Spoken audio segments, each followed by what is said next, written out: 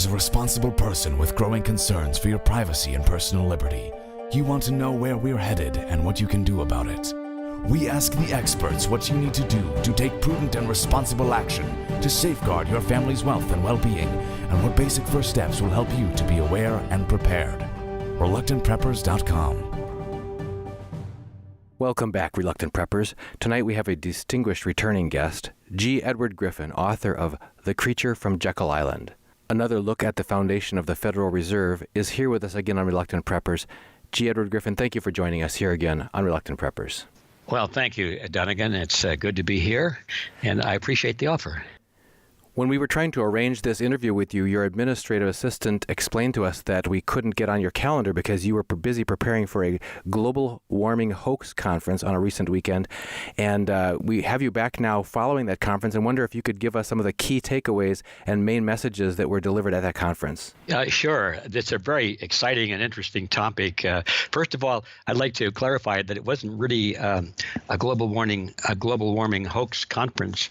It was an anti-global warming hoax conference.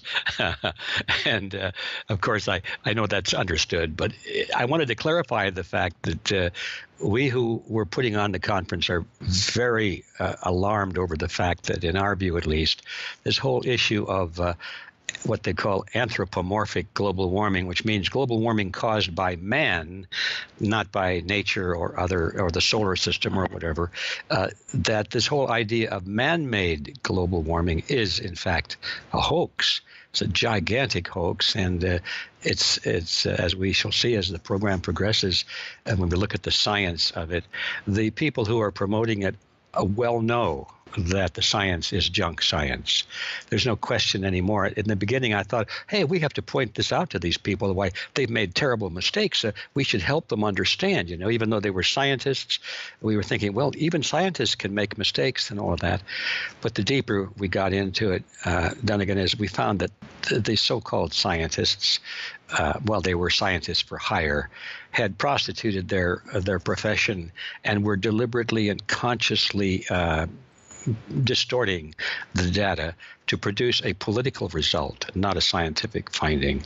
And this was very alarming to all of us, and we decided that since the hoax, or the myth, if you want to be a little more gentle, the deception was so rampant. You read it in the newspaper all the time. And I see the latest headlines this week are Bill Gates and his very wealthy people are putting up billions of dollars to promote solutions, so-called solutions to global warming, And so naturally, when the average person reads that, he said, well, these people are very philanthropic. They care about the world. They care about the planet. They care about future generations, and they want to do things. So all of this is overwhelming. And it's not so much the delivery of the false science, because that's pretty hard to do, because it is false. And the minute you get into the science, you begin to question it. So they try and stay away from the science and just talk about the heartwarming parts of it. Like we've got to preserve the planet. We've got to put an end to pollution, and we care about children, and all of these heartwarming things. As long as they're talking about that, who's going to object? We all want those things, and so we are inundated with this kind of information flowing over us every day, and it's really hard to break free from that and objectively face the scientific facts. And when you do that, you come to the horrible realization that this is a hoax, and that we are victims of a hoax, and that the motive behind all of this, and I'm going to cut right to the chase now, we can come back to the science in a moment, but the motive behind all of this has to be understood, because unless we know why these coin-operated scientists are distorting fact, and why the politicians are presenting this myth to us, is because they have an agenda. And the simple way of saying it, is follow the money. Everybody knows that phrase, but they don't want to do it when the people speaking are talking about the future generation and saving the planet and so forth. It's hard to believe that these people who talk so nicely would actually be motivated by profit or political power. And when you follow that rabbit hole, you go down to the bottom of it, that is exactly what you discover, that it is money. It is political power that motivates this gigantic hoax. Now, that's a very controversial thing. People don't want to hear that. It's certainly contrary to, I was going to say popular wisdom. I'm going to back off of that because more and more people are questioning this whole idea. When I first started realizing this and speaking against it, I would guess that 90% or more of the population firmly believed that global warming was the scientific fact, and they were all emotionally involved in it, like I had been prior to that. We had to do something about this. But now, the latest polls are showing that about half of the people, at least in the United States, and I think more than that in Europe and other parts of the world, so in general, I guess half of the population of the planet now has come to the awareness that, hey, this isn't really science at all. There are political and monetary incentives behind this hoax. So progress is being made, but still, a lot has to be done because right now the leaders in this global warming myth or hoax, whatever you want to call it, are in the process of drafting laws, both at the national level and at the international level through the UN, which is going to make it illegal for people like us, or me in particular, to even question global warming. We're going to be classified as Holocaust deniers. Now they're going to call us global warming deniers, and that we are threatening the future of the planet, and we are criminals, and we should be put in prison. This is how far it's gone, and they're trying to get over that last stage as quickly as possible so they can silence this discussion, so they can silence the information that we have promoted in this conference. So time is running out, even though the population is waking up to the reality. If they are successful in criminalizing the questioning of this myth, well, then the game is over, and we've had it. So there's a kind of an urgency to this message, and that is what motivates us. Otherwise, we could sit back and say, oh, well, let them be wrong. Who cares? But we must care because they are passing laws and preparing to set into motion a political structure that is really totalitarian in nature. They're taking away our individual rights and our liberties, our right to property, our right to freedom of travel, now our right to freedom of expression. All of these things are being done in the name of stopping global warming, which doesn't even exist, or at least man-made global warming. So that's what's, in a nutshell, that's what the whole thing is about. I mentioned the junk science, which we could talk about, but the most important thing, I think, is to understand what motivates the myth makers in the first place. Once we understand that, then it becomes more plausible as to how they could be making such scientific errors, when in fact we realize that they're not errors at all, they're deception. And that's a horrible thing. All of what you've said is fascinating, and I do want to get into it a step at a time. One of the things really leapt out, and that was the idea of silencing discussion. I have a scientific background, a scientific degree and training. I've spent a good part of my career in scientific pursuit, and one of the hallmarks of science that attracted me and continued to attract me throughout that was the idea of open inquiry, the idea of that, as Galileo said, the nature is an open book to all who would choose to read it, and the idea being that the truth is before us, and we are half blind, stumbling around trying to figure it out, but that in order to help each other along the way, we naturally would share information, share insight, test hypotheses. That openness and freedom of discussion, debate, theories, testing and exploring is absolutely essential to the very nature of true science. So that seems so antithetical to science itself, to say that in the name of science we're going to shut down discussion. Yeah. Well, of course, historically, we know every time that the questioning of consensus science is what they like to call it. Every time in history that was done and people were burned at the stake for thinking that the earth was not flat and all of that kind of thing, why every time the law is used to protect one side of a scientific issue, you know that the side being protected by the law is wrong. It's false. Otherwise, it doesn't need legal force on its side.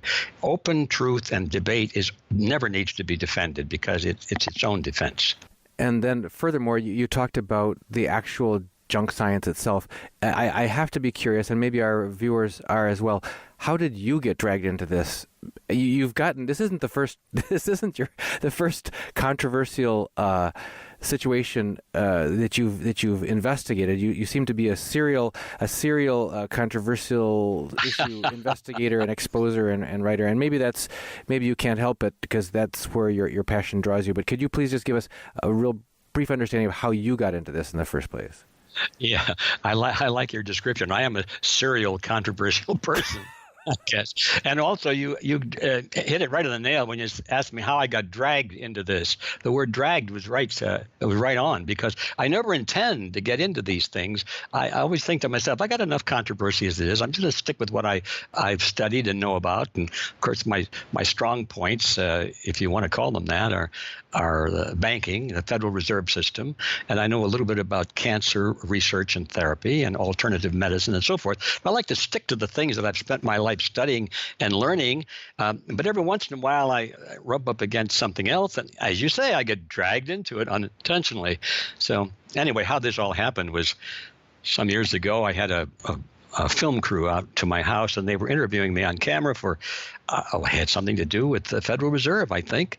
And during the break when they were changing chips for their film, or after we had finished it, anyway, there was an off time, and I asked the producer of the crew, I said, what do you guys do? What are you up to? You have any interesting projects other than this? And they said, oh, yeah, that we're working on something to do with not global warming, but chemtrails. Yeah, and they said, do you know about chemtrails? I said, well, not really, except I have some strong opinions. My opinion is that these things we're looking at in the sky are not the old-fashioned contrails, which are nothing but, condensation of ice crystals. So I've looked at contrails a lot, and they usually, they trail about maybe a half a mile or maybe a mile behind the jets as you see them flying, and they dissipate. The crystals are finally dissipated into the air, and so this little white plume just travels along after the airplane, and it's just a little short thing. But lately, I've noticed that these plumes go from horizon to horizon, and they stay there all day, and they spread out one upon the other, and by the time you hit 2 or 3 o'clock in the afternoon, the sky is milky instead of clear blue. I said, that's obviously there's something different. I said, that is what I think I know. Well, they said, would you like to say that on camera? And being a fool, I said, sure, I'll say that on camera, as long as everyone understands it's just my opinion. I'm not a scientist, but it seems to me that there's a difference here. So they did, and that's how I got dragged into it, because all of a sudden people were asking me questions as though I were an expert. How do you explain this and so forth? And I started to do some research, and then I made another huge mistake. I decided to help these fellows with funding for their video project. So now my name shows up on the film as a producer. And so now I'm a world expert on chemtrails, supposedly. And so I had to bone up on it because I was being asked questions. Well, that's kind of, what happened with global warming. I've expressed my opinion that I don't like the science that I see. I see it as junk science being offered in defense of this whole thing. And I've made statements on the radio, like maybe right now. And then I decided, hey, we got to get this word out. So I sponsored an event in Phoenix, not San Francisco, but in Phoenix, called Global Warming, An Inconvenient Lie, and had all the real experts there, the college professors and the scientists, the journalists. But since my name was attached to the sponsorship, I'm the expert, supposedly.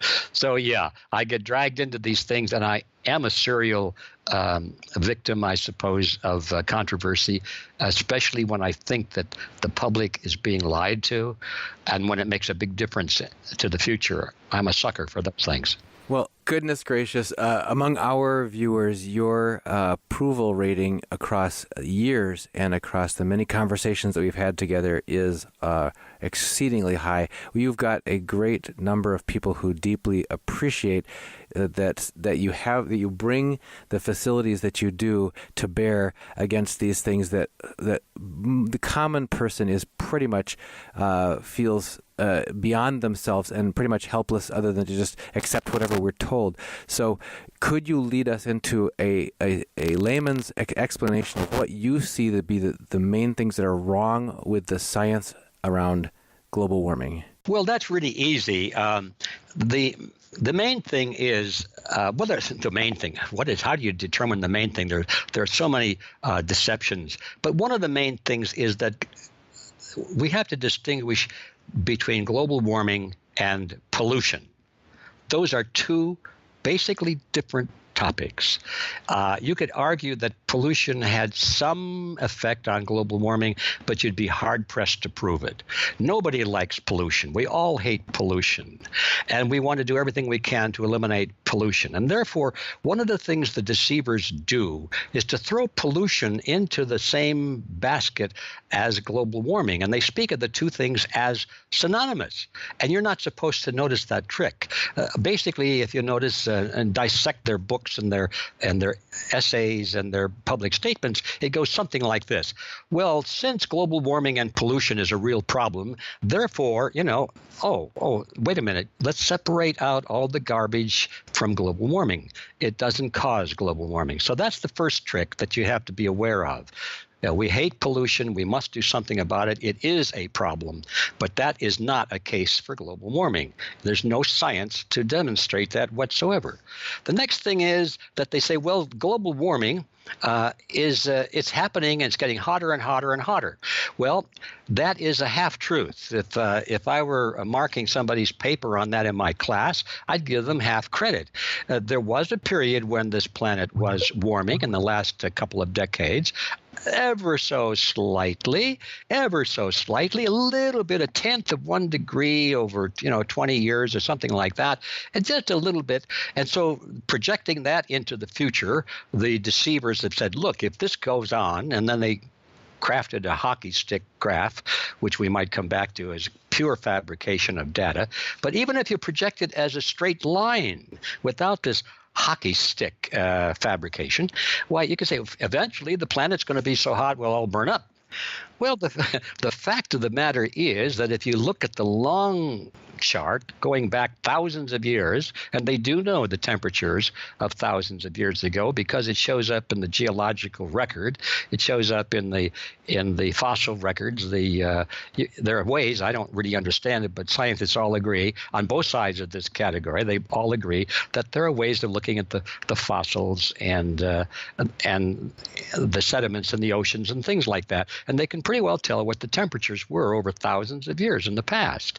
And when you look at the long picture, you find out that this little bit of global warming we've had in the last couple of decades is peanuts compared to the long record. We have had periods in our history many, many times, like 20, 30 times more warm than it is now, even warmer than they're projecting for the future to be the end of mankind. We've already had those temperatures on this earth, and life forms flourished under those conditions. And as a matter of fact, we know that even the Arctic areas of the planet were covered with green, lush growth because you find the fossils down there underneath the ice and the snow. And the planet flourished, and there were not enough factories in those days to produce CO2 to cause global warming. So the second argument that the planet is warming is bunk. It was warming, and now it's going, we believe, and the evidence is showing, it stopped warming for sure. There's no doubt about that. The last 18 years or 19 years, there's been no global warming.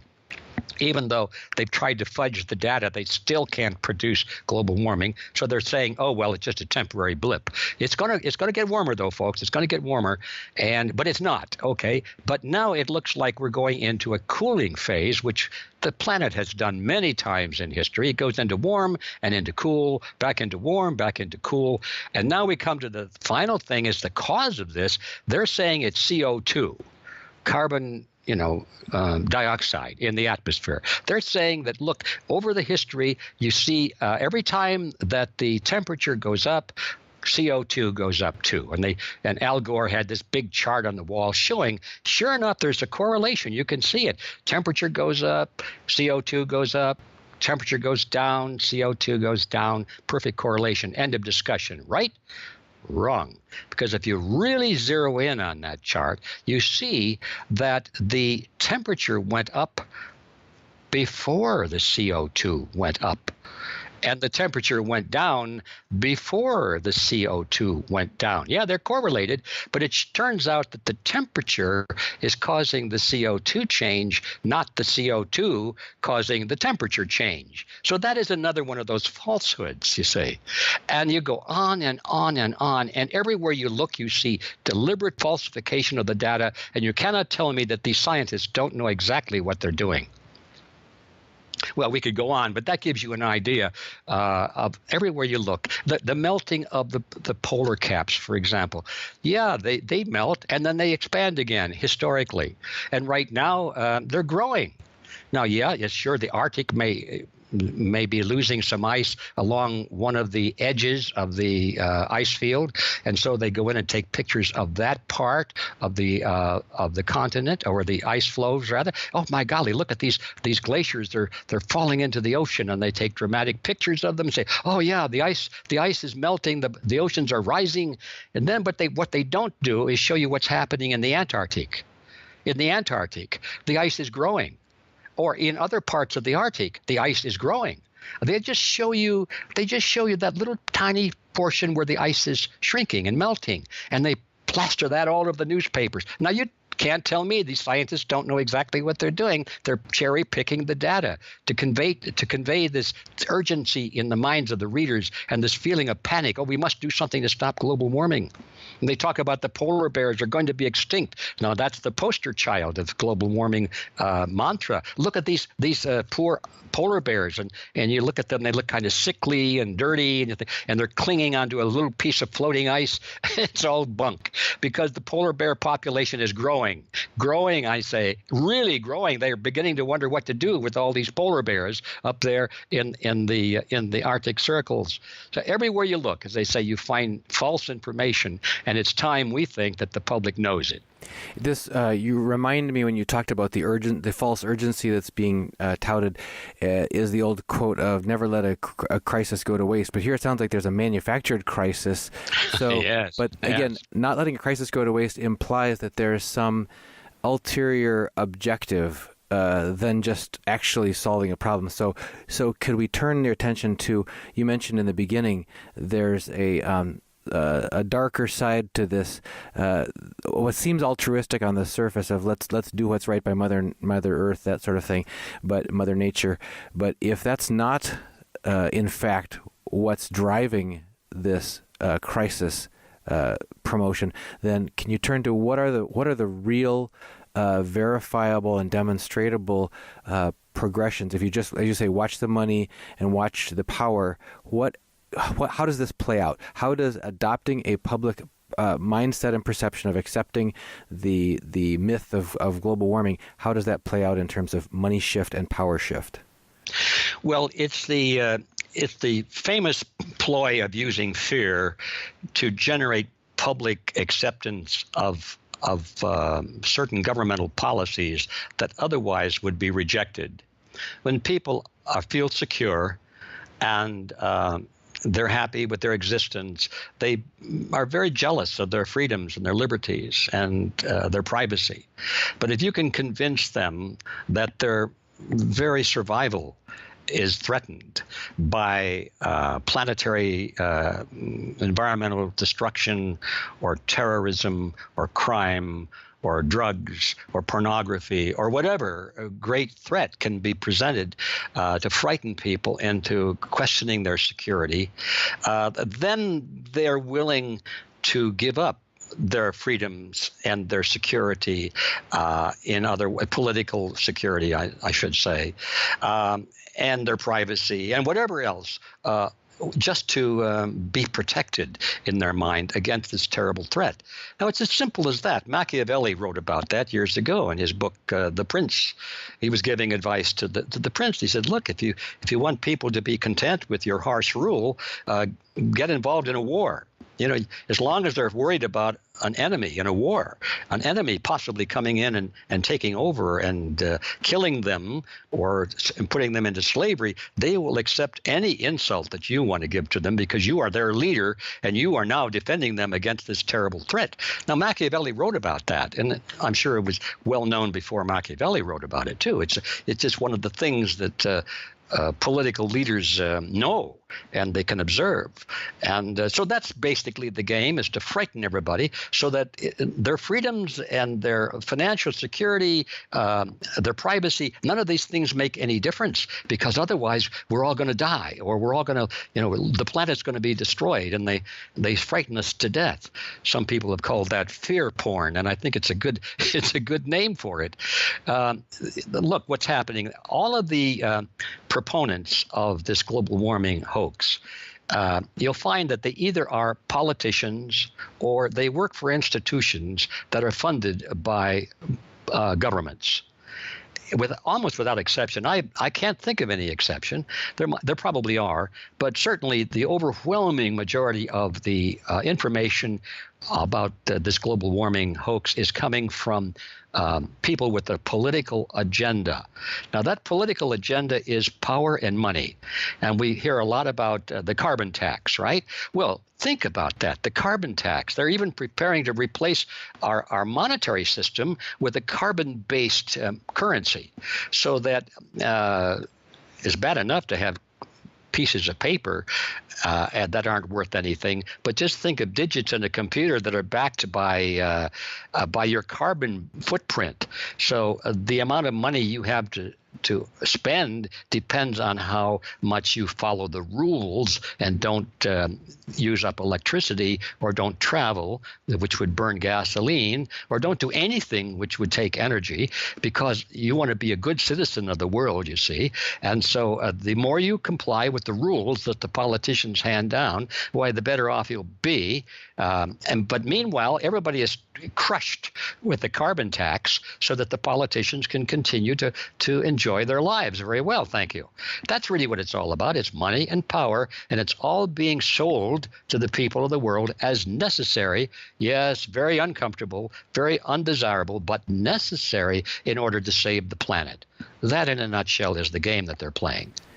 We've often had a precious metals and financial markets analyst by the name of Rob Kirby on our show, talking about the epic battle between globalists and sovereign states, and talking about the principle of subsidiarity, where natural law would dictate that decisions should rightly be made in order to give people the most autonomy, the most freedom at the lowest level, most local level, so that people can control their own destiny, control their own lives. And how that's the opposite of that if you look in, say, communist bloc countries and that sort of thing. We have command economies and people being, basically groomed up into what career they should take from when the day they're born, and having no choice in the matter, that sort of thing. So what does global warming have to do with globalism versus the sovereignty and the freedom of free people? Well, the global warming issue is the motivator of all of that. It is the thing, the scare, the terror, you might say, in the minds of people that conditions them to meekly accept any solution that is offered by their political leaders. Now, what is the solution? It all emulates from the United Nations. It goes back quite a while now. There was a series of conferences. I won't go into all of that, but anyone who's interested in it will find the whole history in our video series that we're soon going to release, which is basically a record of what transpired at this conference in Phoenix. But it goes back to what they call a Rio conference, and then there were other conferences all sponsored by the UN, at which they formulated a plan to completely collectivize the world. It was a formula. It was a blueprint, and they called it Agenda 21. Agenda 21 meant this is what the United Nations wanted to see all of the countries of the world adopt in the 21st century. Now, they called the Agenda 21 as being motivated by environmentalism. In other words, to fight global warming and pollution and all that sort of thing. But when you looked at the essence of it, you saw that it was nothing but, as you mentioned a moment ago, communism. It was the same thing as was advocated in the Soviet Union and in Red China. And now here in the United States, we don't realize, many people don't, that what we are now building in the United States is exactly the same system that we fought a war against against the Nazis. And it's the same system that they had in the Soviet Union and in Red China. They just don't call it that. It's collectivism. That's the generic name for it, and the name that we like to use. So in order to fight global warming, we're told, in this Agenda 21 program, is that we have to regulate all human activity.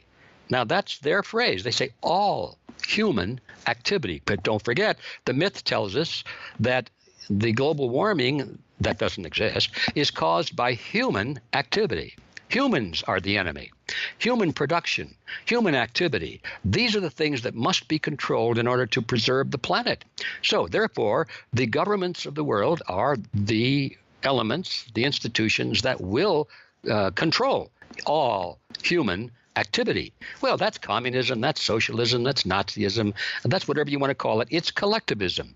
So using global warming as the foundation piece, they build this structure on top of it. Now we have Agenda 21, which is the plan to implement the control of all human activity in all parts of the world. And believe it or not, in the United States, Agenda 21 has been officially adopted in almost every county. In fact, I'm going to say every county in America, and in most municipal areas as well, without calling it that. You analyze, and in some cases they do call it that, by the way, but not necessarily. But if you analyze the structure of what they're doing, it's all exactly from the blueprint put out by the United Nations called Agenda 21.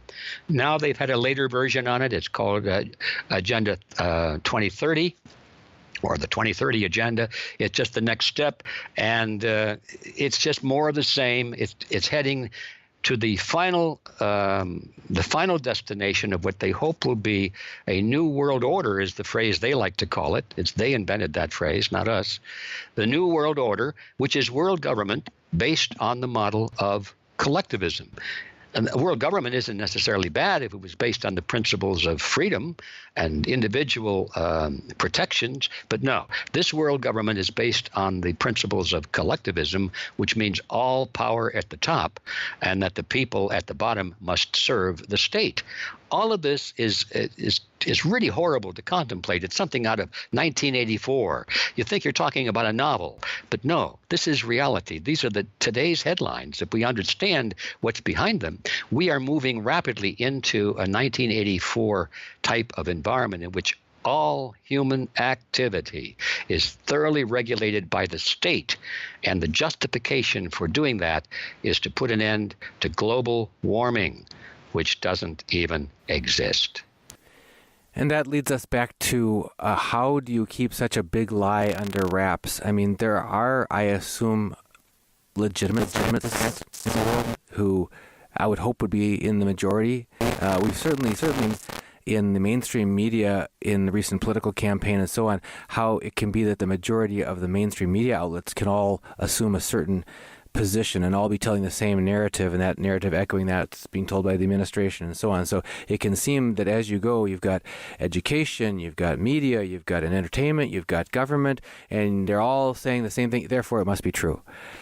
But at a very small percentage. This is a very small piece of the pie, a very concentrated communication power elite.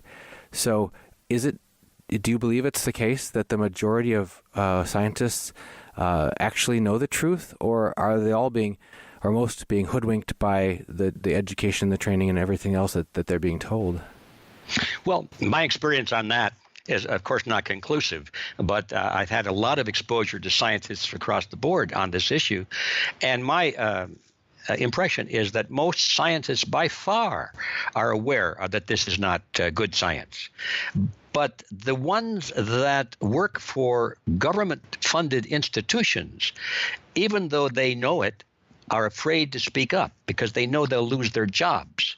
In fact, I won't mention the name, but one of the presenters at our conference, as a matter of fact, one of the strongest voices against this junk science, tells us that he is under tremendous pressure by the institution for which he works to shut up on this because they're afraid of losing federal funding. And if he doesn't close down his criticism of the global warming hoax, he thinks he's going to get fired. So, yeah, even the ones that are in the monster, so to speak, part of the in the belly of the beast, are having trouble because they're being told to keep quiet. And when they do speak up, they get kicked out, and then the media says, "Oh, this guy is a quack," and he got kicked out because of I don't know. They make up something, make him sound like he's a bad guy. And but to your question, outside of the sphere of government, scientists universally know that this is a hoax, and they speak constantly about this consensus. 97% of all scientists agree that global warming is real, and so forth. Well, that is the biggest lie of all. When you take a look at the actual statistics, even the ones that they publish, you find that it's less than 1% agree. Isn't that an incredible statement? But you'll see when you notice the charts and the background data that are being presented at our conference, when you actually challenge it, it breaks down to less than 1%. And they say 97%, and it's quoted all over the news. Every time you turn around, 97% of the scientists agree. That's not true. But people hear it. And so the answer to your question is, how does this happen? And Adolf Hitler provided the answer. He said in his book, Mein Kampf, he said, if you tell a lie that's big enough and often enough, and that's all that people hear, they will believe it. So there you have it. There's the answer. Of course, people are only hearing the lie, but hopefully with our conference being put on video and broadcast on the internet and distributed far and wide, they will hear something else for a change. They'll hear the truth. Well, you mentioned the oppression that comes down on people who do want to speak out. And as I type the notes that I'm taking during this interview, I am absolutely convinced I will not be able to publish these notes on our YouTube channel when we post the video, because for videos where we've mentioned any of the topics that you've touched on here, we get what they call it does not meet the guidelines for non-advertiser friendly. We get funding withdrawn, and which is as good as no margin, no mission. We can't progress in that mode. That's why we've had to start our own private newsletter that people can subscribe to. If they go to reluctantpreppers.com, they can sign up for a free newsletter, and we can give you the full notes and all the supporting links and documents in the newsletter that you can sign up for free that we can't put out there. So you mentioned this government. You mentioned a government researcher or a government-funded researcher who's under pressure to shut up, and here I'm just an independent journalist, and I'm under pressure to not put out things that don't match the accepted narrative as well. Yeah. Well, that's what's happening in our world, and it's very unpleasant. It does not bode well for our future if we don't do something about it. The time is over for us to be armchair patriots and sit back and just read the news and try and be informed. It's time for us to get off of our chairs, off of our couches, and out into the public and start banging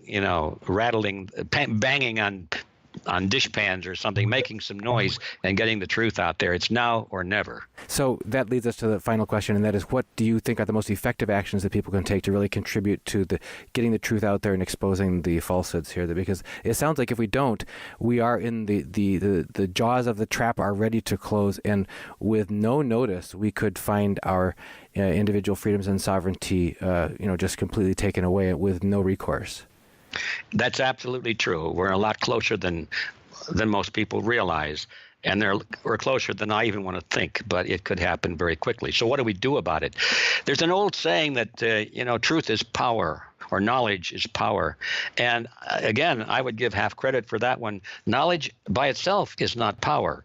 Some of the most knowledgeable people have been put up against a wall and shot by the firing squad, not because they didn't have knowledge, but precisely because they did have knowledge, and that their enemies didn't want such people to exist.